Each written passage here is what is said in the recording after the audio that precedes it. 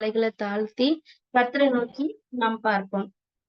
அன்புள்ள இயேசப்பா, நீர் தந்த இந்த அருமையான இரவு வேலைக்காக தகப்பனே உம்மை துதிக்கிறோம், ஸ்தோத்திரிக்கிறோம் ராஜா. ஆமேனப்பா. தகப்பனே கர்த்தாவேசப்பா, நாங்கள் நிற்பதும் நிர்மூலமாகாதிருப்பதும் தகப்பனே உம்முடைய கிருபை ராஜா. ஆமேனப்பா. இந்த நாள்ல கூட தகப்பனே கர்த்தாவேசப்பா, நீங்க சிலுவையில தகப்பனே அறையப்பட்ட தகப்பனே கர்த்தாவேசப்பா, அந்த மறுநாள்ல தகப்பனே கர்த்தாவேசப்பா, உம்முடைய உயிர்த்தெழுதலுக்கு முந்தின நாள்ல தகப்பனே கர்த்தாவே உம்மை நோக்கி தகப்பனேசப்பா பார்க்க தகப்பனே கர்த்தாவேசப்பா, அந்த பரிசுத்த வாரத்துல அந்த பரிசுத்த நாளையும் தகப்பனே நீர் எங்களுக்கு நியமித்ததற்காகவும் தகப்பனே உம்மை துதிக்கிறோம், ஸ்தோத்திரிக்கிறோம் ராஜா. ஆமெனப்பா. தகப்பனே கர்த்தாவேசப்பா, இன்னைக்கு தகப்பனே கர்த்தாவேசப்பா பேச போகிற வார்த்தைகளோடு தகப்பனே கர்த்தாவே உம்முடைய கிருபை தங்கியிருக்கட்டும் ராஜா. ஆமெனப்பா. அடிமையை பறித்த தகப்பனே நீங்க வெளிப்படுங்க ராஜா.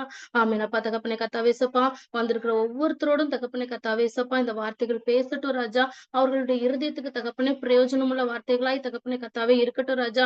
அடிமை மறைத்து தகப்பனே நீங்க வெளிப்படுங்க ராஜா. எல்லாவற்றும் பாதத்துல கர்த்தாவேசப்பா ஒப்படைக்கிறேன். நீர் மாத்திரம் மகிமைப்படுங்க. இயேசுவின் மூலம் வேண்டிக் கொள்கிற நல்ல பிதாவே. ஆமென், ஆமென். எல்லாரும் சந்தோஷமா இருக்கீங்களா? அல்லேலூயா சொல்லுங்க பாப்போம். அல்லேலூயா. அல்லேலூயா. ஸ்தோத்திரம், ஸ்தோத்திரம். சரி, ஒருத்தர் வாசிக்கலாமா? எபிரெயர் 12ஆம் அதிகாரம் 25ஆம் வசனம்.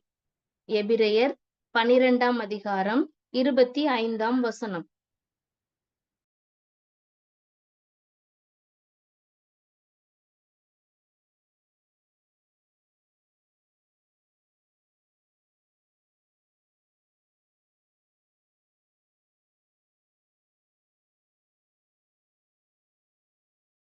யாரும் எடுக்கலையா?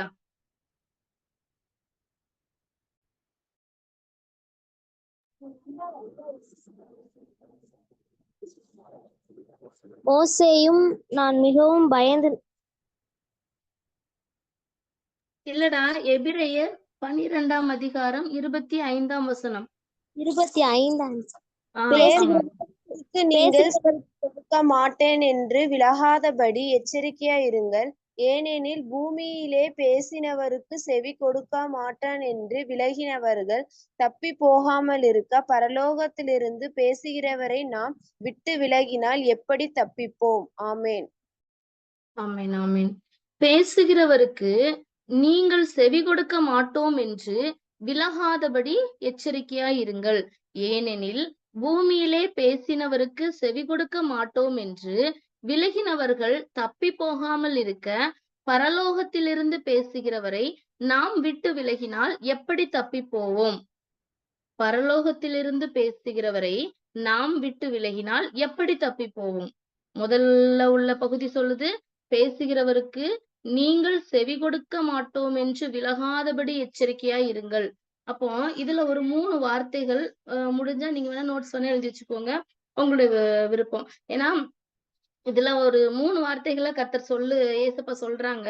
முதல் வார்த்தை என்ன அப்படின்னு சொன்னா விலகாதபடி, 2வது வார்த்தை விலகினவர்கள், 3வது வார்த்தை விட்டு விலகினால். விலகாதபடி, விலகினவர்கள், விட்டு விலகினால். அப்போ இதுல ஒரு 3 வார்த்தைகளை கர்த்தராகிய இயேசு கிறிஸ்து இந்த இடத்துல என்ன பண்ணிருக்காங்க? எழுதி வச்சிருக்காங்க.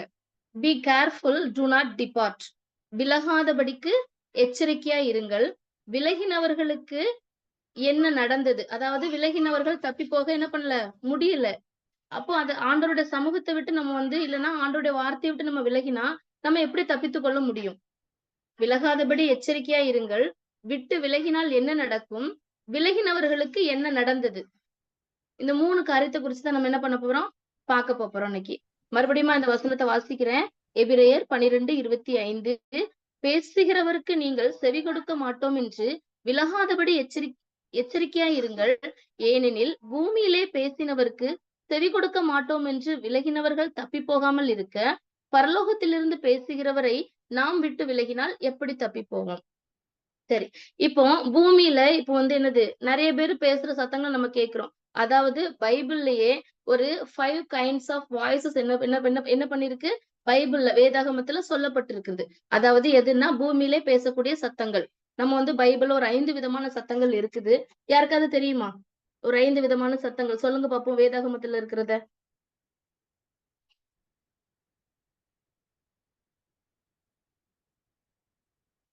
சொல்லுங்க பாக்கலாம்.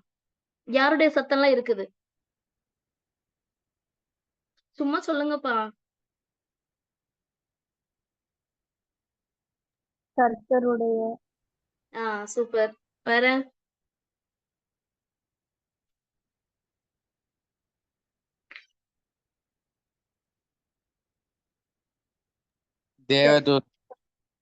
சொல்லுமா. தேவதூதன். சூப்பர். வேற? 2 வாய்ஸ் வந்துச்சு. இன்னொரு 3 வாய்ஸ். தீர்க்கதரிசிகள். ஓகே.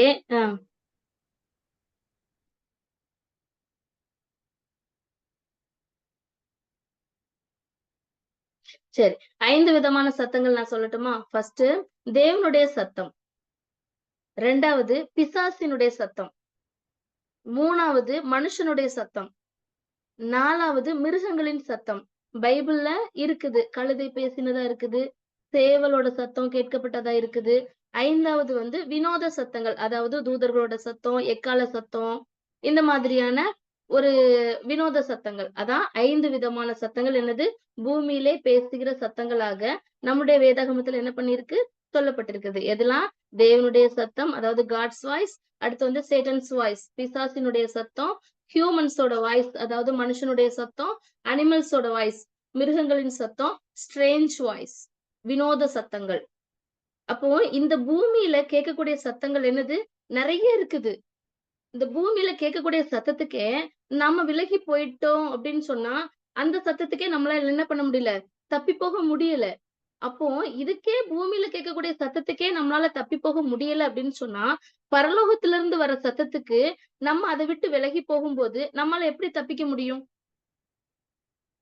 நார்மல் மனுஷங்க, நார்மல் இது மிருகங்க எதுக்குமே நம்ம சில விஷயங்கள் நம்ம என்ன பண்றோம்? பயப்படுறோம். நம்மளால அந்த சத்தங்களுக்கே நம்மளால என்ன பண்ண முடியல? தப்பி போக முடியல. அப்போ பரலோகத்துல இருந்து ஆண்டவராகிய இயேசு கிறிஸ்து பேசுகிற வார்த்தைக்கு நம்ம செவி கொடுக்காம நம்ம அலைந்து திரிந்தோமானா, நம்மளுக்கு வர பாடுகள்ல இருந்து சரி, நம்மளுக்கு வர கஷ்டங்கள்ல இருந்து நம்மளால எப்படி தப்பி போக முடியும்? உங்களுக்கு நான் உதாரணத்துக்கு நான் சொல்லணும் அப்படின்னு சொன்னா, பூமியில நம்ம கேட்கக்கூடிய சத்தங்கள் என்னது? நிறைய இருக்கு. இப்போ உதாரணத்துக்கு என்னன்னா, எனக்கு வந்து என்னன்னா மேத்ஸே பிடிக்காது. 10த்ல மேத்ஸ் மேத்ஸ்னால நான் ரொம்ப பயப்படுவேன். அப்போ எங்க மேத்ஸ் தான் என்னது எல்லாத்துக்குமே என்னது ஒரு பேசிக் ஒரு இதா சொல்லுவாங்க. ஆனா எனக்கு பிடிக்கவே செய்யாது. ஆனா நான் எடுத்த குரூப் என்ன அப்படின்னு சொன்னா மேத்ஸ்ல இது 10த்ல நிறைய மார்க் குடுத்துட்டாங்க அப்படின்னு சொல்லிட்டு, அப்போ 11த் இதுல வந்து மேத்ஸ் பயாலஜி ஃபர்ஸ்ட் குரூப் தான் நான் எடுத்தேன். எனக்கு என்னது மேத்ஸே பிடிக்காது. ஃபர்ஸ்ட் மேத்ஸ் அந்த 11த்ல ஃபர்ஸ்ட் மந்த்லி டெஸ்ட்ன்னு வைப்பாங்க. 20 மார்க்ஸ். அப்போ நான் படிக்கும்போது எப்படின்னா, ஒரே ஒரு சம் தான். 20 மார்க்ஸ்க்கு சம் உண்டு. அந்த ஒரு சம் தான் குடுத்தாங்க எங்க மேம். எங்க கிளாஸ்ல நான் மட்டும் தான் ஃபெயிலு.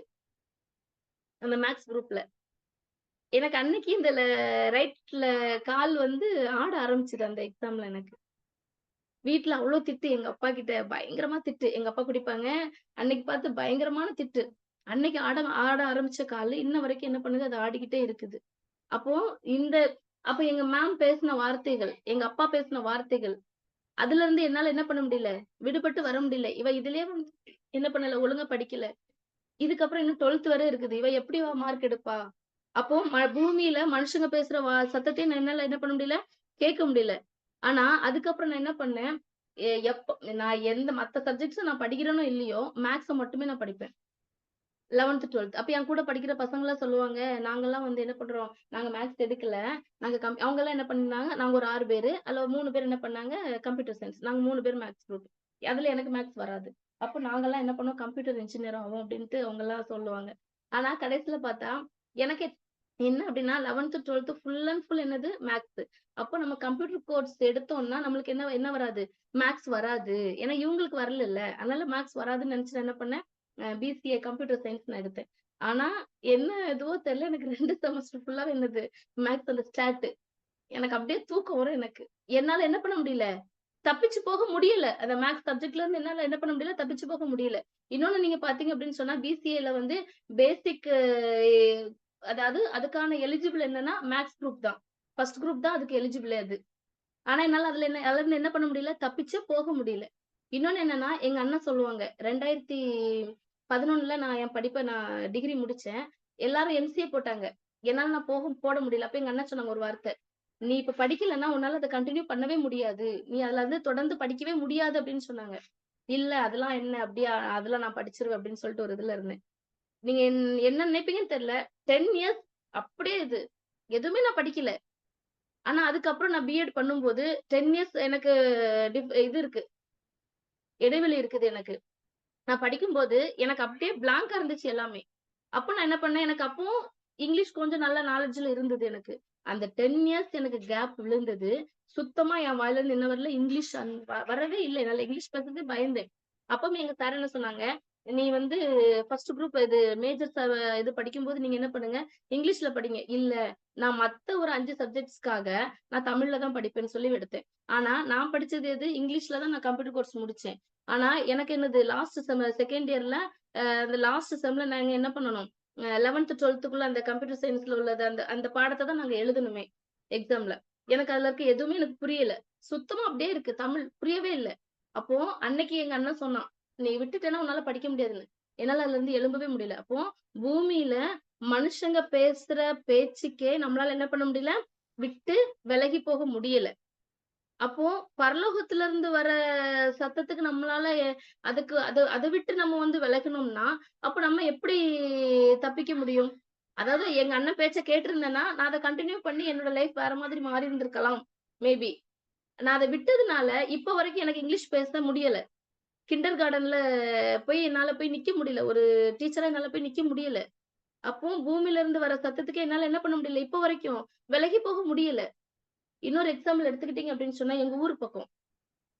நீங்க எந்த ஏஜ்ல இருக்கீங்கன்னு எனக்கு தெரியாது. இன்கேஸ் நீங்க வந்து அந்த யூத் ஸ்டேஜ்ல நீங்க வந்துட்டு இருக்கீங்க.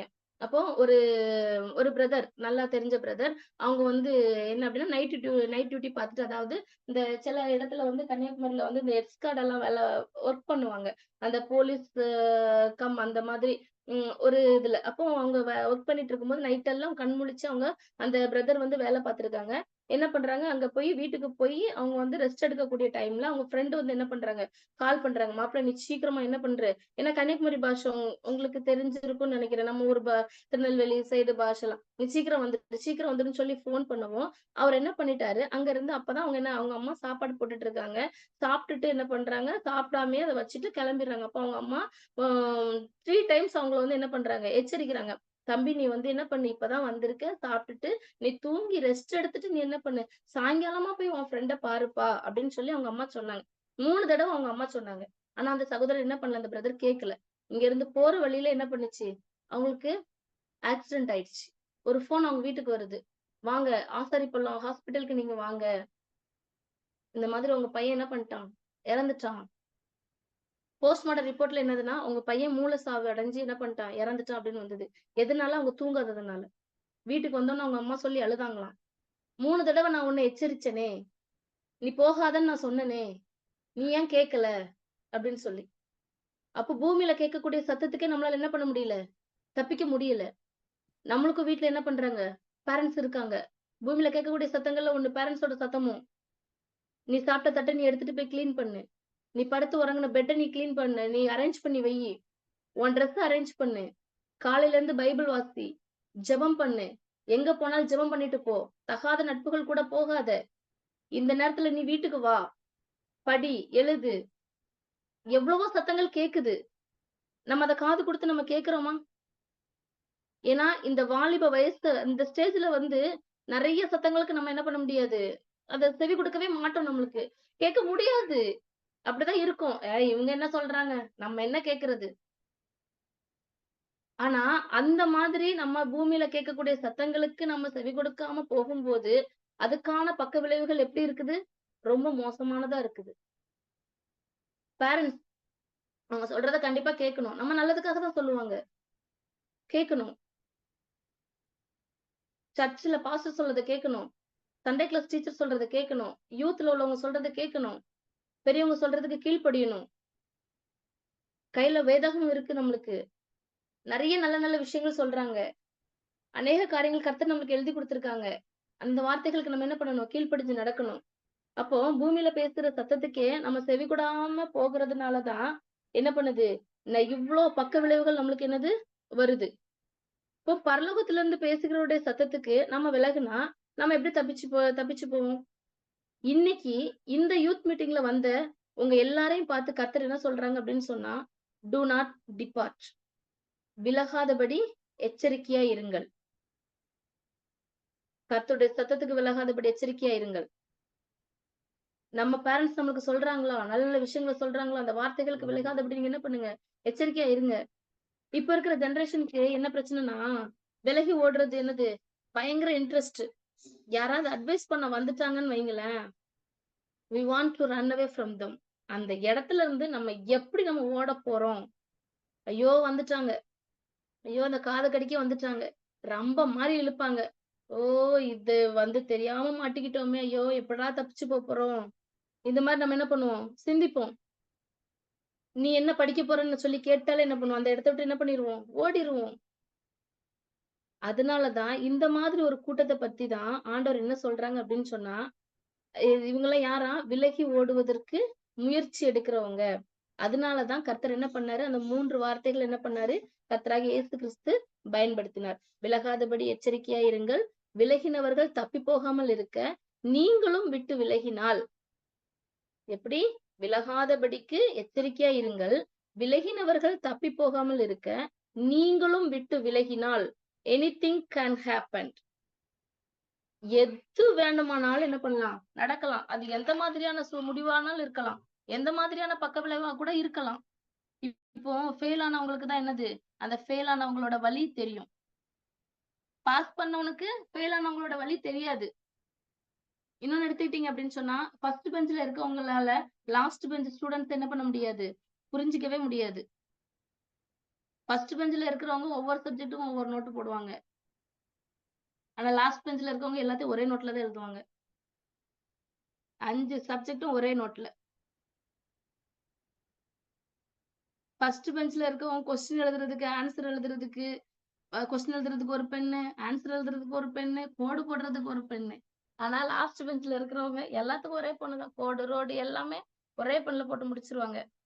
அப்போ நம்ம இந்த வாலிப நாட்கள்ல நான் எத நான் வந்து அதிகமா நான் வந்து சொல்றேன் அப்படின்னு சொன்னா உங்களுக்கு, நம்மளுக்கு வந்து அதிகமா தோன்றக்கூடிய விஷயம் வந்து என்ன அப்படின்னு சொன்னா, விலகி ஓடிறணும். எப்படி நம்ம இதுல இருந்து என்ன பண்ண போறோம், விலகி ஓட போறோம் அப்படிங்கிற இந்த ஒரு காரியத்தை குறித்து தான் நம்ம என்ன பண்ணுவோம், முயற்சி பண்ணிட்டே இருப்போம் நம்ம வந்து.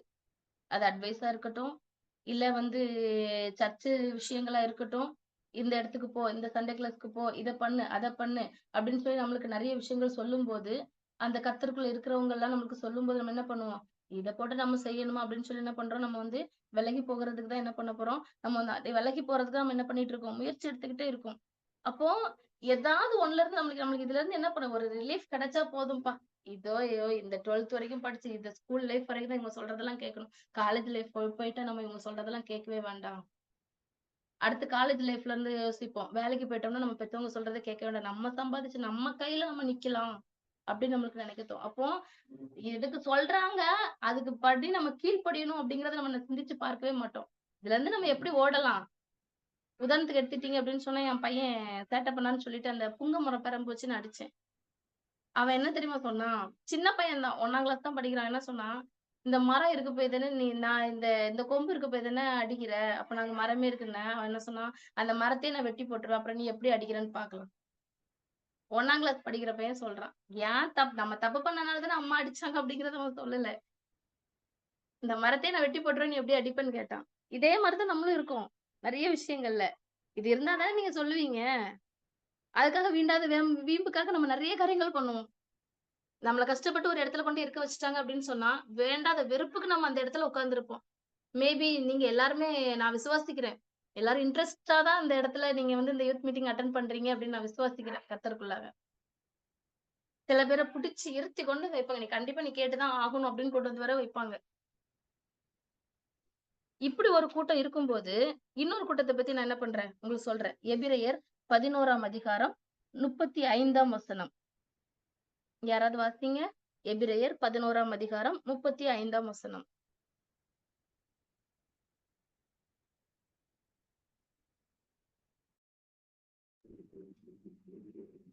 ஸ்திரீகள் சாக கொடுக்க தங்களுடையவர்களை உயிரே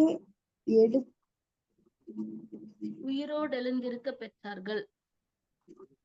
வேறு சிலர் மென்மையான உயிர்த்தெழுதலை அடையும்படிக்கு விடுதலை பெற சம்பதித்தால்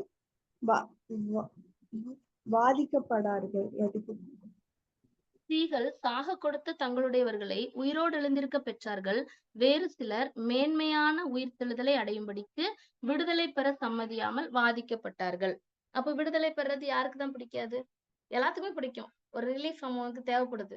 எல்லாத்துக்குமே பிடிக்கும். ஆனா இதுல என்ன சொல்றாங்க அப்படின்னு சொன்னா, இந்த கூட்டத்தை பத்தி என்ன சொல்றாங்க அப்படின்னா, விடுதலை பெற சம்மதியாமல் வாதிக்கப்பட்டார்கள். அப்ப முதல் வசனத்துல நம்ம என்ன பண்ணோம்? எப்படி விலகி ஓடலாம்னு காத்திருக்கிறத பத்தி நம்ம பார்த்தோம். இந்த வசனத்துல என்னன்னா, விடுதலை பெற அவங்க என்ன பண்ணலையாம்? சம்மதிக்கலையாம். யாருக்குதான் விடுதலை பெறதுக்கு மனசு இருக்காது? ஆனா இதுல என்ன பண்ணலையா? சிலர் விடுதலை பெற சம்மதியாமல் வாதிக்கப்பட்டார்கள். ஏன் வாதிக்கப்பட்டாங்க? வாதிக்கப்படுறதுன்னா என்னது? நம்மள கண்டிச்சு உணர்த்துறாங்க பாத்தீங்களா? அதுதான் என்னது? வாதிக்கப்படுறது. அப்ப ஏன் வாதிக்கப்பட்டாங்க இவங்கெல்லாம்? For a good life. ஒரு நல்ல வாழ்க்கைக்காக. நல்ல வாழ்க்கை நமக்கு கிடைக்கும் அப்படின்னு சொல்லி என்ன பண்ணாங்களாம்? வாதிக்கப்பட்டாங்களாம். Greater resurrection for eternal life. ஒரு நித்திய வாழ்வு நமக்கு என்ன பண்ணும்? நமக்கு கிடைக்கும். நித்தியமான வாழ்வு நமக்கு கிடைக்கும் அப்படின்னு சொல்லி என்ன பண்ணாங்களாம்? எங்களுக்கு இதுல இருந்து என்ன பண்ணல? இந்த ரிலீஃப் வேண்டாம். நாங்க இதுலயே இருக்கோம். நீங்க எங்களுக்கு கண்டிச்சு உணர்த்துங்க. நாங்க இதுலயே இருக்கோம். எங்களுக்கு என்ன பண்ணுவோம்? நாங்க இதுலயே இருக்கிறதுனால இந்த 3 லைஃப் எங்களுக்கு என்ன பண்ணுது? கிடைக்குது அப்படிங்கிறதுக்காக அவங்க என்ன பண்ணாங்களாம்? அதுல இருந்து விடுதலை பெறலையாம். நீங்க எடுத்துக்கிட்டீங்க அப்படின்னு சொன்னா, யோவான் 2ஆம் அதிகாரத்துல கானாவூர் கல்யாண வீட்ட பத்தி நம்ம என்ன பண்றோம்? பார்க்கிறோம். அங்க வந்து என்னது? எல்லாத்துக்குமே தெரிஞ்ச ஒரு சம்பவம் தான் நான் நினைக்கிறேன். அங்க என்ன பண்ணுச்சு அந்த கல்யாண வீட்ல? திராட்சை ரசம் குறைவுபட்டுச்சு. அந்த திராட்சை ரசம் குறைவுபட்ட போது, அப்ப அங்க இயேசு கிறிஸ்து இருந்தாங்க. தண்ணீர திராட்சை ரசமா மாத்துனாங்க தெரியும். அந்த கல்யாண வீட்ல சிக்னேச்சர் டிஷ்ஷே எது அப்படின்னு சொன்னா, அதாவது அந்த யூதர்கள் பாரம்பரியத்துல சிக்னேச்சர் டிஷ்ஷே எது அப்படின்னு சொன்னா திராட்சை ரசம் தான். இப்போ நம்ம நிறைய ஃபங்ஷன்ஸ்லாம் போவோம். பிரியாணின்னா என்னை கூப்பிடு. இல்லன்னா என்னை கூப்பிடாத. சாம்பார் சாதமா, குழம்பா என்னை கூப்பிடாத. பிரியாணின்னா என்ன கூப்பிடு. நான் வருவேன். இந்த மாதிரிலாம் கூப்பிடாத. எல்லாம் எங்க பிரியாணி போடுறாங்களோ அங்க போவோம் நம்ம. அங்க என்ன அப்படின்னு சொன்னா, மெயின் டிஷ் அவங்களுக்கு என்னது? அங்கே அந்த சைடுல கல்யாணம் நடந்ததா? திராட்சை ரசம் தான். அப்ப என்ன பண்ணிட்டாங்க? ஒரு கூட்டம் என்ன பண்ணிட்டாங்க? திராட்சை ரசம் என்ன பண்ணுச்சு? குறைஞ்சிருச்சு. இல்ல அப்படின்னு சொல்லி என்ன பண்ணிட்டாங்க? விலகி போயிட்டாங்க. ஆனா, ஒரு கூட்டம் என்ன பண்ணல? ஏதோ ஒரு நம்பிக்கையில என்ன பண்ணல? அந்த இடத்த விட்டு விலகி போகல. அதனாலதான் அவங்களுக்கு என்ன கிடைச்சது? பிந்தின ரசம் கிடைத்தது. நீங்க அதுல வாசிச்சு பார்த்தீங்கன்னா, உங்களுக்கு தெரியும். அந்த பின் எ எ இதுவரைக்கும் நீங்க என்ன பண்ணீங்க? எல்லாரும் ஃபர்ஸ்ட்லயே உங்களுக்கு நல்ல ரசத்த குடுத்துருவாங்க. போக போக என்ன பண்ணுவாங்க? இப்ப கெட்டுப்போன ரசத்த குடுப்பாங்க. இப்ப கல்யாண வீட்ல பார்த்தீங்கன்னா, ஃபர்ஸ்ட் நல்ல சாம்பார் கிடைக்கும். போக போக என்ன பண்ணிட்டாங்கன்னா, அந்த சாம்பார் கூட தண்ணீய ஊத்துவாங்க, ரசத்த ஊத்துவாங்க. சேர்த்து மிக்ஸ் பண்ணி லைட்டா வரவங்களுக்கு குடுப்பாங்க. ஆனா அவன் என்ன நீரோ இதுவரைக்கும் நல்ல ரசத்தை வைத்து வைத்திருந்தீரே! அப்படின்னு சொல்லி அதுல நம்ம வந்து சொல்றத நம்ம வந்து என்ன பண்றோம்? பார்க்கிறோம். அப்போ அவங்க அந்த இடத்த விட்டு போகாம அதே இடத்துல காத்திருந்ததுனால தான் அவங்களுக்கு என்ன கிடைச்சது? பிந்தின நல்ல ரசம் அவங்களுக்கு என்ன பண்ணுச்சு? கிடைச்சது. இதுல வந்து திராட்சை ரசம் எதுக்கு ஒப்பிடப்படுது அப்படின்னு சொன்னா, சந்தோஷத்துக்கு ஒப்பிடப்படுது, ஜாய்க்கு ஒப்பிடப்படுது, அட்ராக்ஷனுக்கு ஒப்பிடப்படுது, டேஸ்ட்க்கு ஒப்பிடப்படுது, பியூட்டிக்கு ஒப்பிடப்படுது. அப்போ எல்லாரும் போனா என்ன பண்ணிட்டோம்? போட்டோம். சில கூட்டத்துல நம்ம இருப்போம். இதுலயே இருந்து உனக்கு என்ன கிடைக்க போகுது? நீ இதுலயே உட்கார்ந்துன்னு இருக்கியே! இந்த பைபிள தூக்கின்னு போறியே! நீ இவ்வளவு நாள் போனியே உனக்கு என்ன கிடைச்சது? இவ்வளவு நாள் வேதம் வாசிச்சு உனக்கு என்ன கிடைச்சது? இவ்வளவு நாள் இந்த சர்ச்சுக்கு போனியே உனக்கு என்ன கிடைச்சது? ஏன் இந்த குரூப் எடுத்த? ஏன் இதுல போய் சேர்ந்த? அப்படின்னு சொல்லி நெறைய பேர் கேட்பாங்க. உனக்கு என்ன கிடைச்சுன்னு. நாங்க இத விட்டு நாங்க போறோம். நீயும் எங்க கூட வந்துருன்னு சொல்லி கூப்பிடுவாங்க. ஆனா எல்லாரும் போனா போகட்டும். கர்த்தர் உங்களுக்கு ஒரு காரியத்த குடுத்திருக்காங்க அப்படின்னு சொன்னா, ஒரு காரியத்த அனுமதிச்சிருக்காங்க அப்படின்னு சொன்னா, நீங்க என்ன பண்ணக்கூடாது? போகக்கூடாது. உங்க பேரண்ட்ஸ் மூலமா கூட உங்களுக்கு சில காரியங்கள குடுத்திருந்திருக்கலாம். நீங்க என்ன பண்ணக்கூடாது? நீங்க அத விட்டு என்ன பண்ணக்கூடாது? போகக்கூடாது. நீங்க அப்படி அந்த இடத்துல நான் போக மாட்டேன் அப்படின்னு நீங்க அதுல தான் இருப்பீங்க அப்படின்னு சொன்னா, கடைசி கால எழுப்புதல்ல கர்த்தர் உங்களுக்கு என்ன பண்ணுவாங்க? பிந்தின ரசத்த உங்க எல்லாத்துக்கும் என்ன பண்ணுவாங்க? தருவாங்க. யார் போனாலும் போகட்டும். நான் போக மாட்டேன்னு சொல்லி என்ன பண்ணணும்? நம்ம அந்த இடத்துல உறுதியா நிக்கணும். 2025வது வருஷத்துல நீங்க நெனச்சது என்ன பண்ணலாம்? நடக்காம இருந்திருக்கலாம்.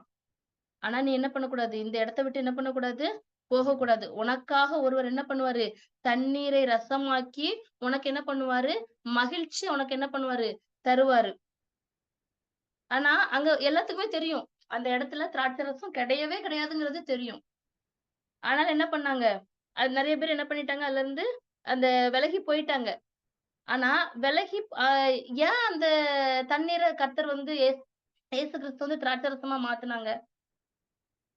இப்ப திராட்சை ரசம் கல்யாண வீட்ல சாப்பாடு இல்லன்னா என்ன பண்ணிருவோம்? நம்ம போயிடுவோம். அப்ப அதுக்கப்புறம் அங்க எதுவுமே இருக்காது. ஆனா, திருப்பி ஏன் வந்து அந்த இடத்த தண்ணீர வந்து திராட்சை ரசமா மாத்துனாங்க? அப்போ ஒரு கூட்டம் என்ன பண்ணியிருக்குது? இருந்திருக்குது. அந்த இடத்துல ஒரு கூட்டம் ஜனங்கள் அந்த இடத்துல இருந்ததுனால தான், இயேசு கிறிஸ்து என்ன பண்ணாங்க, அந்த 6 கற்சாடிகள்ல என்ன பண்ணாங்க, தண்ணீர நிரப்பி, அந்த தண்ணீர என்ன பண்ணாங்க, திராட்சை ரசமா மாற்றுனாங்க. நமக்கும் நம்ம இருக்கிற அந்த சபைய வந்து என்னது, அந்த கல்யாண வீடு போன்ற சபையில நம்ம ஆண்டவரோடு நம்ம இருக்கும்போது, அதாவது அந்த கல்யாண வீடு போன்ற இந்த குடும்பத்துல, கல்யாண வீடு போன்ற இந்த படிப்புல, கல்யாண வீடு போன்ற அந்த வேலையில ஒரு ஸ்தலத்துல நம்ம ஆண்டவரோடு இருக்கும்போது, நம்ம எதிர்பார்க்கிற சில டிஷ் வந்து என்ன பண்ணலாம்? மிஸ் ஆகலாம். பிரியாணி இல்லாம இருக்கலாம், சிக்கன் இல்லாம இருக்கலாம், மட்டன் இல்லாம இருக்கலாம், எது வேணாலும் இல்லாம இருக்கலாம். நம்ம நெனச்ச காரியங்கள் இல்லாம இருக்கலாம், நம்ம போற இடத்துல. ஆனா, நம்ம என்ன அந்த எதிர்பார்த்த அந்த இது எல்லாமே என்ன எ என்ன என்ன பண்ண முடியாது. நம்ம எதிர்பார்த்த காரியங்கள் நம்மள ஒரு நாள் என்ன பண்ணாது, சாட்டிஸ்ஃபேக்ஷன் பண்ண முடியாது. ஆனா நம்ம என்ன பண்ணக்கூடாது, அந்த இடத்த விட்டு நம்ம விலகி போகாம நம்ம இருந்தோம் அப்படின்னு சொன்னா, கர்த்தர் என்ன பண்ணுவாரு, எப்படி அந்த கல்யாண வீட்ல இருந்தவங்களுக்கு அந்த பிந்தின ரசம் நல்ல ரசமா கிடைச்சதோ, அதே போல நம்மளுக்கு இந்த 2025வது வருஷத்துல தொடங்கும்போது சில காரியங்கள் நமக்கு பிடிக்காத காரியங்கள் நடந்திருக்கலாம். நம்ம தேர்ந்தெடுத்த ஒரு குரூப்பா இருக்கட்டும், ஸ்கூலா இருக்கட்டும், காலேஜா இருக்கட்டும், வேலையா இருக்கட்டும், சர்ச்சா இருக்கட்டும், குடும்பமா இருக்கட்டும், எது வேணாலும் இருக்கட்டும். What ever it is. பிடிக்காத காரியங்கள் நடந்திருக்கலாம். ஆனா, நம்ம ஆண்டவரோடு இருக்கும்போது, ஆண்டவரோடு உறவாடும்போது, ஆண்டவருடைய வார்த்தைக்கு நம்ம கீழ்ப்படிந்து நடக்கும்போது, கர்த்தர் நமக்கு என்ன பண்ணுவாரு, இதே போல அந்த பிந்தின திராட்சை ரசத்த, அந்த நல்ல ரசமாகிய திராட்சை ரசத்த நம்மளுக்கு என்ன பண்ணுவாங்க? தருவாங்க. ஆனா, கா சில பேர் நம்மளுக்கு இதுவரைக்கும் இருந்த வரைக்கும் நம்மளுக்கு என்ன கிடைச்சது அப்படின்னு சொல்லி போனா போட்டும். ஆனா காத்திருக்கிறீங்க பாத்தீங்களா? உங்களுக்கு அந்த முந்தின ரசத்த விட என்ன பண்ணும்? பிந்தின ரசம் கிடைக்கும். நீ விரும்புறது போல உன் வாழ்க்கை கிடைக்காத போது, நம்மளுக்கு எப்படி தோணும்? ஆண்டவர விட்டு என்ன பண்ண முடியும்? விலகி போக தான் தோணும். நீ விரும்புற படிப்பு உனக்கு கிடைக்காத போது என்ன பண்ண தோணும்? ஆண்டவர விட்டு விலகி போக தோணும். நீட் எக்ஸாம்ல நீ பாஸ் பண்ணாம இருக்கும்போது ஆண்டவர விட்டு விலகி போக தோணும். நீ விரும்புற குரூப் உனக்கு ஸ்கூல்லயோ, காலேஜ்ல கிடைக்காத போது உனக்கு என்ன பண்ண தோணும்? ஆண்டவர விட்டு விலகி போக தோணும். உனக்கு பிடிச்ச யுனிவர்சிட்டில சீட் கிடைக்காத போது உனக்கு என்ன தோணும்? ஆண்டவர விட்டு விலகி போக தோணும். உனக்கு பிடிச்ச ஸ்போர்ட்ஸ்ல போய் சேர முடியாத போது, உனக்கு ஆண்டவர விட்டு விலகி போக தோணும். உனக்கு பிடிச்ச ட்ரெஸ் கிடைக்காத போது, நான் நினைச்ச காரியங்கள் சின்ன வயசுல இருந்து எனக்கு எதுவுமே கிடைக்கல. இதுவரைக்கும் எனக்கு எதுவுமே கிடைக்கல. அப்படி நினைக்கும் போது உனக்கு ஆண்டவர விட்டு விலகி போக தோணும். ஆனா, நீ என்ன பண்ணாத? போகாத. எது எதெல்லாம் உனக்கு கிடைக்கலையோ, நீ என்ன பண்ணாத? ஆண்டவர விட்டு விலகி போகாத. நீ ஆண்டவரோடு இருக்கும்போது, நீ இன்னைக்கு உங்ககிட்ட ஆண்டவர் சொல்ற வார்த்தை என்னன்னா, நீங்க என்ன பண்ணாத? Don't go. நீ போகாத. நீ அதிலேயே நிலைச்சிரு. நான் உனக்காக வர்றேன். நான் உனக்கு இத விட நீ நினைச்ச காரியத்த விட, உனக்கு பெட்டரான ஒரு லைஃப்ப நான் என்ன பண்ணுவேன்? உனக்கு நான் தருவேன். அது தொடக்கம் வேணா எப்படி வேணாலும் இருந்துட்டு போலாம். உனக்கு கிடைக்காத போல இருக்கலாம். சூழ்நிலைகள் எப்படி வேணாலும் இருந்துட்டு போட்டும். ஆனா, நீ என் வார்த்தைய கேட்டு, நான் குடுக்குறதுல நீ நிலைச்சு இருந்தா, நான் உனக்கு என்ன தருவேன்? இத விட சூப்பரான, பெட்டரான ஒரு லைஃப்ப நான் என்ன பண்ணுவேன்? உனக்கு நான் தருவேன். அந்த இடத்துல அவங்க சொன்னதுதான். இவரோ நல்ல ரசத்தை இதுவரைக்கும் வைத்து வைத்திருந்தாரே! வைத்து வைத்தீரேன்னு சொல்லி அவங்க கேட்பாங்க. அப்போ உலகம் வேற, ஆண்டவர் வேற. உலகம் முதல்ல நம்மளுக்கு என்ன தரும்? முதல்ல அன்ப தரும். அது அன்பு தர மாதிரி தான் இருக்கும். உலக பிரகார மனிதர்கள், உலக பிரகாரமான நட்புகள். நம்மளுக்கு என்ன என்ன தோணும்? நம்மளுக்கு ஒரு அன்பு. ஐயோ! இவங்க நம்மளுக்காக இவ்ளோ செய்றாங்களே! நம்ம அம்மா இப்படி பேசிட்டாங்க, நம்ம அப்பா இப்படி பேசிட்டாங்க. ஆனா நம்ம ஃப்ரெண்டு ஐயோ! நம்மளுக்காக இப்படி பண்றாங்களே! அப்படின்னு சொல்லி நம்மளுக்கு எல்லாமே தோணும்.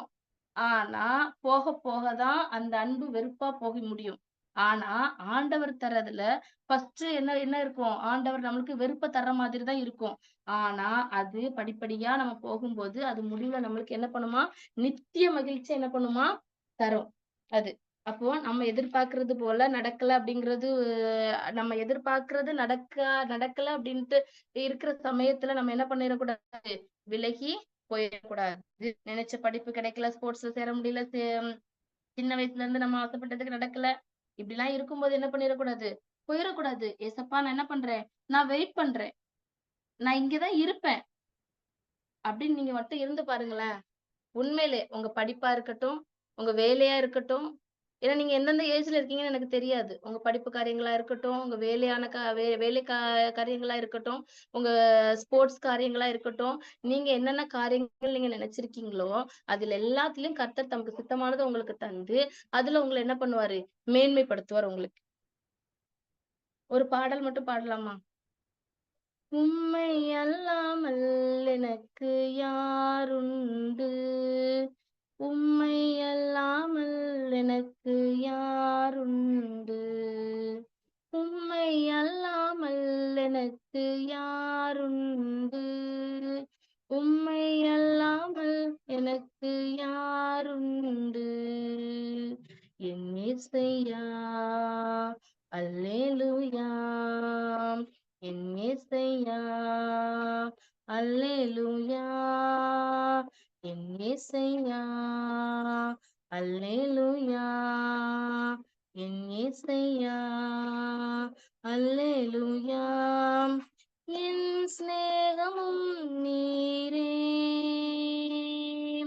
என் ஆசையும் நீரே, என் சிநேகமும் நீரே, என் ஆசையும் நீரே, என் எல்லாமே ஐயா நீர்தானே, என் எல்லாமே ஐயா நீர்தானே, என் இயேசையா அல்லேலூயா, என் இயேசையா நான் விரும்பினது ஏன் கிடைக்கல, நான் ஆசைப்பட்டது ஏன் கிடைக்கல அப்படிங்கிற கேள்விக்குறியோட நம்ம இருப்போம். கிடைக்காட்டியும் பரவாயில்ல, நான் என்ன பண்ணுவேன், ஏசப்பா நான் உங்க கூட தான் இருப்பேன் அப்படின்னு நம்ம இருக்கும்போது கர்த்தர் நமக்கு என்ன பண்ணுவாங்க, அடுத்த கட்டத்துக்கு நம்மள என்ன பண்ணுவாங்க, உயர்த்துவாங்க. நம்ம இருக்கிற சபையா இருக்கட்டும், நம்ம இருக்கிற வேலை செய்யற ஸ்தலங்களா இருக்கட்டும், படிப்பு காரியங்களா இருக்கட்டும், ஸ்போர்ட்ஸ் காரியங்களா இருக்கட்டும், எக்ஸாம் காரியங்களா இருக்கட்டும், எல்லாத்துலயும் என்ன பண்ணுவாரு, கர்த்தர் என்ன பண்ணுவாரு, நமக்கு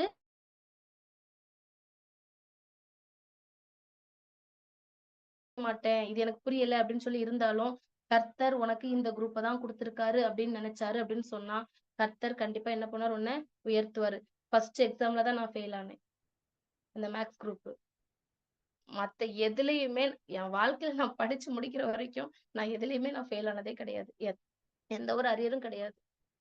12th என் மார்க்கு மேக்ஸ் மட்டுமே விழுந்து விழுந்து படிப்பேன்.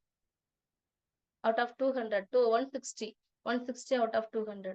காலேஜ் படிக்கும்போது ஃபர்ஸ்ட் செம்ல மட்டும் மார்க் கம்மி எல்லாத்துலயுமே. பாஸ் பண்ணா போதும், 35 மார்க் எடுத்தா போதும் ஏசப்பா ஸ்டார்ட்ல 53 மார்க் கிடைச்சது. அப்படியே மாத்தி செகண்ட் செம்ல இருந்து ஒரு அக்கா நல்லா படிப்பாங்க. ஒரு சாட்சி நான் உங்களுக்கு சொல்றேன். உண்மையில நடந்த சம்பவம் இது. நல்லா படிப்பாங்க. ஐடி சப்ஜெக்ட் அது. என்னோட காலேஜ் இதுல செகண்ட் செமஸ்டர்ல. அவங்க 82 மார்க்ஸ் எடுத்தாங்க. காலேஜ் இது எங்க இதுல செமஸ்டர் யூனிவர்சிட்டி எக்ஸாம்ல அவங்க ஃபர்ஸ்ட் மார்க் ஐடி சப்ஜெக்ட்ல 82. இதெல்லாம் நம்மளுக்கு கிடைக்குமா அப்படின்னு நினைச்சிட்டு இருந்தேன். ஹாஸ்டல்ல விளையாண்டதுக்கு சின்ன சின்ன குட்டி குட்டி கப்பா கொடுத்தாங்க. அதை நான் எடுத்துட்டு வந்து கொடுக்கும்போது எங்க அப்பா ரொம்ப சந்தோஷப்பட்டாரு. வரவங்க கிட்ட எல்லாம் காமிச்சு, என் புள்ள கப்பு வேணும் வந்திருக்கேன். ஆனா எனக்கு தான் தெரியாது எந்த எந்த கேம்ல விளையாண்டு நான் கப்பு வாங்கினேன்னு. சும்மா அந்த ஊசி கோக்குறது, இந்த தண்ணி ஊத்துறது, சின்ன கேம், அந்த அற்பமான கேம். ஆனா எங்க அப்பா சந்தோஷப்பட்டாங்க. அன்னைக்கு ஒரு முடிவு எடுத்தேன், ஏசப்பா நானும் மார்க் எடுக்கணும். அப்போ நான் நல்ல மார்க் எடுத்தேன்னா சாட்சி சொல்றேன்னு சொல்லி ஒருத்தங்க பொருத்தனை பண்ணியிருந்தாங்களாம். அதுபடி அவங்களுக்கு மார்க் கிடைச்சு. அப்போ நான் ஒரு நேரம் என்னவோ ஜெபம்னே நினைக்கிறேன், மறந்துட்டு. எனக்கு நீங்க எதிர்பார்க்க மாட்டீங்க. அந்த செகண்ட் செமஸ்டர்ல எனக்கு 4 பாடத்துல 3 பாடத்துல எனக்கு ஃபர்ஸ்ட் மார்க் கிடைச்சு. 4 பாடத்துல எனக்கு ஃபர்ஸ்ட் மார்க் கிடைச்சது. அதே ஐடி சப்ஜெக்ட்ல எனக்கு 81 கிடைச்சது. நான் தான் ஃபர்ஸ்ட். அவங்க 82, நான் 81. சும்மா எனக்கெல்லாம் கிடைக்குமான்னு நினைச்சதுக்கு. அடுத்து 5th செமஸ்டர்ல மட்டும் தான் எனக்கு ஃபர்ஸ்ட் மார்க் கிடைக்கல, நான் காலேஜ் படிக்கும்போது. ஃபர்ஸ்ட் செம்லயும் சரி, 5th செம்லயும் சரி. செகண்ட், தேர்ட், ஃபோர்த், 6th எல்லாத்துலயும் எனக்கு ஃபர்ஸ்ட் மார்க். ஸ்டேஜ் ஏறி நான் பிரைஸ் வாங்குவேன். ஆச்சரியப்படுவீங்க. கட்டுரை போட்டி காலேஜ் லெவல்ல நடக்கும்.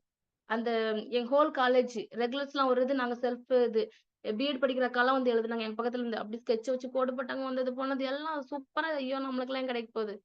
ஒன்லி ஒரு பிளாக் பென்னு, ஒரு இங்க் பென்னு. இததான் வச்சிருந்தேன் நானு. இத்தன பக்கத்துக்கு தான் எழுதணும்னு போட்டிருந்தாங்க. திருக்குறள் மட்டும் மேற்கோள் காட்டி நான் எழுதியிருந்தேன். எனக்கெல்லாம் நான் தான் ஃபர்ஸ்ட் இதுல. கர்த்தர் நல்லவர். பிடிக்காதத நினைச்சு நான் போனேன்.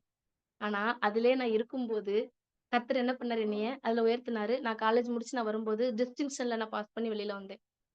இந்த பிஎட்லயும் அது இத்தன வருஷம் கழிச்சு நான் படிச்சேன். அதுலயும் எனக்கு என்னது டிஸ்டிங்ஷன்ல தான் கிடைச்சது எனக்கு. ஆனா, அந்த சத்தத்துக்கு நான் என்ன பண்ணேன், இன்னும் அந்த சத்தம் என்ன பின்தொடர்ந்து கேட்டுட்டே இருக்கு. பூமியில கேட்கக்கூடிய சத்தம் இன்னும் என்ன பண்ணுது, பின்தொடர்ந்து வந்துகிட்டே இருக்கு. என்னால நிலைச்சு இருக்க முடியல.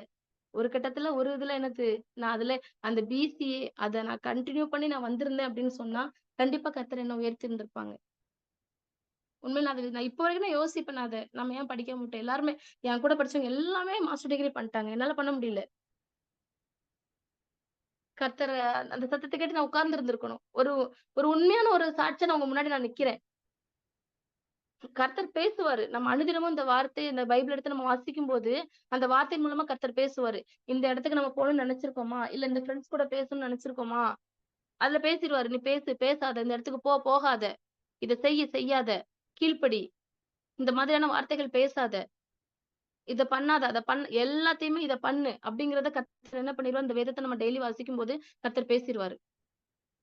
டெய்லி என்ன பண்ணுங்க? பைபிள் வாசிங்க. ஜெபம் பண்ணுங்க. ஒரு சின்ன ஜெபம்னாலும் பண்ணிட்டு வெளில போங்க. ஒரு வார்த்தைனாலும் வாசிச்சுட்டு இந்த பைபிள் எடுத்து வாசிச்சுட்டு நீங்க வெளில போங்க. கர்த்தர் நிச்சயமா உங்களோட பேசுவாங்க. அப்போ நம்ம விரும்புறது நம்மளுக்கு இல்லன்னா நம்மளுக்கு என்னது? விலகி போணும்னு தோணுது. சூழ்நிலைகள பார்க்கும்போது நம்மளுக்கு என்ன பண்ணுது? விலகி போணும்னு தோணுது. ஆனா, வேதத்துல ஒரு வாலிபன பத்தி நான் சொல்லப் போறேன். யோசுவா அப்படிங்கிற வாலிபன பத்தி நான் என்ன பண்ண போறேன்? சொல்லப் போறேன். யாத்திராகமம் 33வது அதிகாரம் 13வது வசனத்துல போட்டிருக்குது. யோசுவா அந்த வாலிபன் வந்து என்னதான்? ஆசரிப்பு கூடாரத்தை விட்டு பிரியாதிருந்தான். ஆசரிப்பு கூடாரம் அப்படிங்கும்போது இப்ப மாரி சர்ச்சுக்குள்ள நம்மலாம் போயிடுறோம். ஆனா அங்க என்ன பண்ண முடியாது? போக முடியாது. பிரதான ஆசாரியனால மட்டும் தான் உள்ள போக முடியும். அப்போ யோசுவா எங்க இருந்திருப்பாரு? ஆசரிப்பு கூடாரத்துக்கு வெளியில தான் உட்கார்ந்து இருந்திருப்பாரு. ஆனாலும் அவர் என்ன பண்ணலையாம், அத விட்டு பிரிந்து போகல. யோசுவாவோட 3 குணங்கள் என்ன? அதாவது யோசுவா கிட்ட யோசுவா எப்படி இருந்தாரு அப்படின்னா, ஒரு பணிவிடைக்காரனா தான் இருந்தார். மோசேயின் ஊழியக்காரனாகிய யோசுவா என்னும் வாலிபன் ஆசரிப்பு கூடாரத்தை விட்டு பிரியாதிருந்தான் நம்ம வேதத்துல வாசிக்கிறோம். அவன் என்னது ஒரு சாதாரண மனிதன் தான். அவனுக்கு எந்த ஒரு பொசிஷனும் கிடையாது அந்த இடத்துல. மோசே அந்த இஸ்ரவேல் ஜனங்கள கூட்டிட்டு வரும்போது, நீ இந்த பொசிஷன்ல இரு அது எதுவுமே கிடையாது. ஆனா மோசே யாரு அப்படின்னு சொன்னா, அவர் ஒரு தீர்க்கதரிசி. அவர் ஒரு எக்ஸ்ட்ரார்டினரி மேன். அவர் வந்து மேன் ஆஃப் என்கவுண்டர்ஸ். நெறைய மிராக்கிள்ஸ் அவர் மூலமா கர்த்தர் செஞ்சிருக்காரு. ஆனா யோசுவாவ பத்தி அவர் ஒரு நார்மல் மனுஷன். ஆசரிப்பு கூடாரத்த மட்டும் தான் என்ன பண்ணல அவரு பிரியாம இருந்தாரு. ஆனா மோசே செய்யக்கூடாத காரியங்கள் அதாவது பைபிளே வாசிச்சிருக்கு. சூரியனையும், சந்திரனையும் என்ன பண்ணாராம்? ஒரு பகல், ஒரு இரவு வரைக்கும் என்ன பண்ண அது என்னது நிக்க சொல்லியிருந்தாரு. மனுஷனோட பேச்ச கேட்டு கர்த்தர் அது செய்த மாரி அதுக்கு முன்னாடியும் கிடையாது, பின்னாடியும் கிடையாது. இத்தனைக்கு யோசுவா யாரு? ஒரு நார்மல் பெர்சன். அவருக்கு எந்த ஒரு பொசிஷனும் கிடையாது, யோசுவா. இன்னொன்னு அவர் செய்யாத யுத்தமே கிடையாது. எல்லாத்துலயும் வின்னு, யுத்தத்துல. எதனால கிடைச்சது? ஆசரிப்பு கூடாரத்தை விட்டு பிரியாம இருந்ததுனால. கர்த்தருடைய சமூகத்த தேடி ஓடி, அவரோடே உறவாடி, அவரோட வார்த்தைக்கு கீழ்ப்படிந்து, அவரோடே கூட நடந்ததுனால, அந்த நார்மல் பெர்சன் எப்படி மாறுனாரு? எக்ஸ்ட்ரார்டினரியா மாறுனாரு. கர்த்தர் உயர்த்தினாரு. யுத்தம் தெரியாது. அவர் ஒரு போர்ச்சேவகனும் கிடையாது. ஒரு பணிவிடைக்காரன். மோசேயோட பணிவிடைக்காரன். மோசேயின் ஊழியக்காரனாகிய நூனின் குமாரனாகிய யோசுவா அப்படின்னு தான் குடுத்திருப்பாங்க. யோர்தான் நதி 2ஆ ஒரு குவியலா நிக்கும். மோசே மோசேயால கூட என்ன பண்ண முடியல? கானான்குள்ள போக முடியல. யோசுவாவும் காலேபும் போவாங்க. அதுல போனதுல யோசுவா ஒருத்தர். அந்த சந்ததியில போனது யோசுவாவும் காலேபும் மட்டும் தான். மோசேயால கூட உள்ள போக முடியல. கர்த்தர் அவனுக்கு அந்த ஒரு கிருபைய குடுத்திருந்தாரு. ஏன்? கர்த்தருடைய வார்த்தைய கேட்டு கர்த்தருக்கே கீழ்ப்படிஞ்சு நடந்து, அவருடைய சமூகத்த விட்டு விலகி போகாம இருந்ததுனால கிடைச்சது. மோசேயோட ஊழியக்காரனாகிய யோசுவான்னு தான் என்ன பண்ணிருக்கு அதுல போட்டிருக்கு. மோசே தன்னுடைய கைகள என்ன பண்றாரு? யோசுவா மேல என்ன பண்ணுது? வையி. உனக்கு பின்னால யாரு ஆளப் போறா? யோசுவா தான் இந்த இஸ்ரவேல் ஜனங்கள ஆளப் போறாங்க. இஸ்ரவேல் ஜனங்களுக்கு இருக்க அந்த கானான் தேசத்துல கிடைக்கக்கூடிய இடங்கள் எல்லாத்தையும் பங்கிட்டு கொடுக்க போறது யாரு? யோசுவா தான். கர்த்தர் சொன்னாரு. அதுபடியே செஞ்சாரு. அதே மாரி நம்மளும் என்ன பண்ணணும்? கர்த்தருடைய சமூகத்த விட்டு, கர்த்தருடைய வார்த்தைய விட்டு நம்ம என்ன பண்ணணும்? விலகி போகாம நம்ம இருக்கும்போது, கர்த்தர் நம்மள என்ன பண்ணுவாங்க? உயர்த்துவாங்க. If you ready to stay, you will be the next good leader. ஒரு லீடரா கூட உங்கள என்ன பண்ணலாம்? மாத்தலாம். ரெயின்காட் போங்கோ அப்படின்னு ஒரு மனுஷன், அவரு அவரோட ஆபீஸ்ல பெஞ்ச் துடைக்கிற ஒரு பையன் இருந்தான். இந்த பெஞ்ச் துடைக்கிறது, சும்மா சின்ன சின்ன வேலைகள அந்த செய்றது, அந்த மாதிரி தான் என்ன பண்ணிட்டு இருந்தான், அவன் செஞ்சுட்டு இருப்பான். அவருக்கு புக்ஸ் எடுத்து கொண்டு வைக்கிறது, பைபிள் எடுத்து கொண்டு வைக்கிறது, கதவ தொறந்து விடுறது, எல்லாமே சாப்பாடு எல்லாமே அந்த பையன் செஞ்சுட்டு இருந்தாப்ல. அப்போ ஒரு நாள் கர்த்தர் வந்து என்ன பேசுனாங்க, "நீ என்ன பண்ணு, அவன்ட்ட கேளு. நீ வரியா? என் கூட நீ வரியா? அப்படின்னு சொல்லி நீ கேளு" அப்படின்னு சொல்லி கேட்க சொன்னாங்க. இவ்ளோ சீனியர்ஸ் இருக்கும்போது, ஒரு சின்ன பையன்ட்ட போய் நான் எப்படி கேட்கறது? அப்படின்னு சொல்லி அந்த ரெயின்காட் அவரு சொன்னாராமா. "இல்ல நீ கேளு" அப்படின்னு சொல்லி கர்த்தர் சொல்லவும், இவரு வந்து கேட்டிருக்காரு. "நீ வந்து என்னோட வரியா?" அப்படின்னு சொல்லி கேட்கவும், உடனே அவரு என்ன பண்ணாரு, "நான் வரேன். உங்க ஊழியத்துக்கு நான் வரேன்" அப்படின்னு சொல்லிட்டு போனாராம். ஃபர்ஸ்ட் ஸ்டார்ட்டிங்ல ஒரு பாட்டு, ஒரு சின்ன ஜெபம். இந்த மாதிரி தான் குடுத்துட்டு இருந்தாங்க அவங்களுக்கு. அடுத்து ஒரு 7 நாள் அப்படி போறதுல வந்து என்னது அப்படின்னா, 1 நாள் மெசேஜ். அடுத்து 2 நாள் மெசேஜ்.